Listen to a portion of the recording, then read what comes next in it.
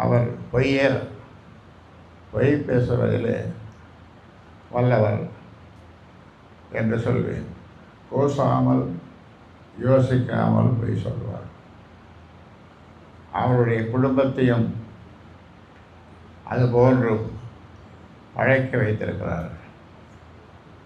ஆக அது ஒரு பெரிய நல்ல குடும்பம், பல்கலைக்கழகம் என்று சொல்லுவார்கள். அப்படி இருந்த இந்த குடும்பத்தை சிதைத்து சின்னாபின்னமாக்கிய பெருமை அன்புமணியினுடைய மனைவி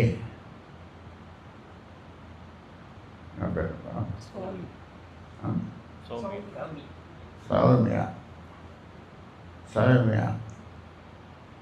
அது மட்டுமல்ல,